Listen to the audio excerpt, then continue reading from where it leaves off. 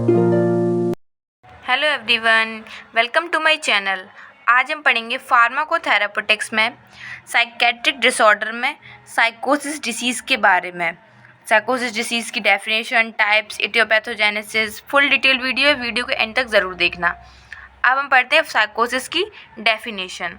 तो severe mental illness characterised by loss of contact with reality, एक बहुत ही लंबे समय से मानसिक बीमारी जिसको पहचाना जाता है कि जो वास्तविकता से है, हमारी जो नॉर्मल इन्वायरमेंट है उससे अगर कोई पर्सन अपना कांटेक्ट मतलब वो दूर हो जाता है उस चीज़ से, उसको कोई मतलब नहीं रखना होता है कि क्या चल रहा है आजकल, तो उस पेशेंट को हम कहते हैं साइकोसिस पेशेंट।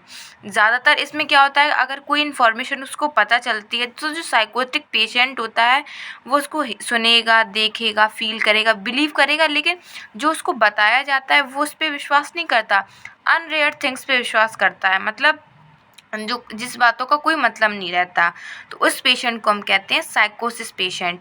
साइकोसिस एक तरीके का पागलपन होता है जिसको हम पागलपन कह सकते हैं, और साइकोटिक एक तरीके की मेंटल डिसऑर्डर होता है जिसको मेंटल डिसऑर्डर हो जाता है उसको हम कहते हैं साइकोटिक पर्सन। तो अब हम देखते हैं इसके टाइप्स। फर्स्ट है बाईपोलर डिसऑर्डर। बाई मतलब दो, एक ही टाइम पे दो सिचुएशन क्रिएट करना, अचानक से हंसना, अचानक से रोना, ये कंडीशन कहलाती है। ये एपिसोड्स आते हैं मतलब अचानक अचानक से, तो उस कंडीशन को हम कहते हैं बाईपोलर डिसऑर्डर। सेकंड है ब्रीफ साइकोटिक डिसऑर्डर।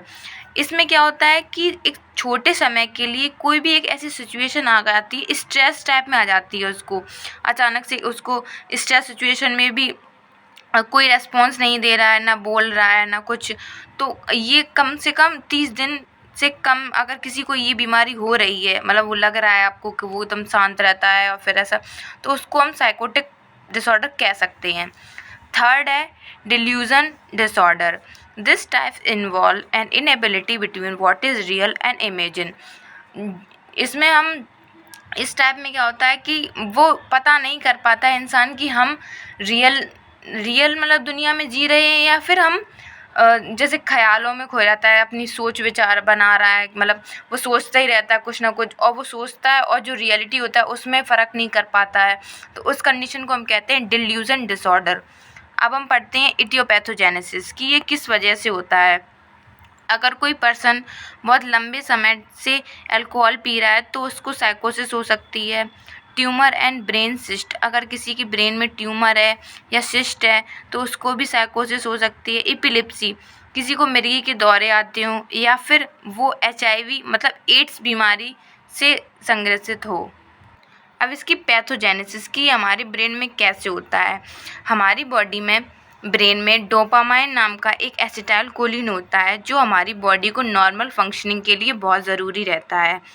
तो हमारा जो ब्रेन में पार्ट होता है प्रीफ्रंटल कॉर्टेक्स, उसमें डोपामाइन की कमी हो जाती है। जब डोपामाइन कम हो जाता है तो प्रीफ्रंटल कॉर्टेक्स जो होता है, जो कि ब्रेन का पार्ट है, वो सही से काम नहीं करता है।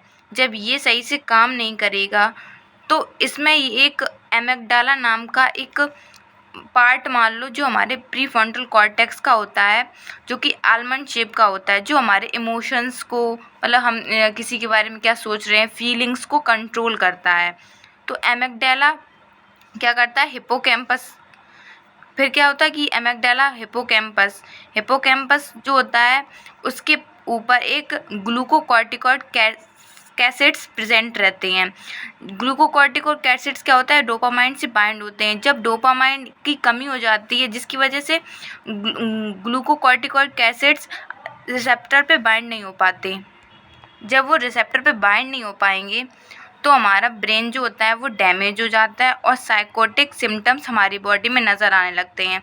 ये सब क्यों होता है, या बॉडी स्ट्रेस में है, या अल्कोहल पी रहा है कोई, किसी को एपिलेप्सी है, HIV है, इस वजह से ये सारी चीज़ें होती हैं।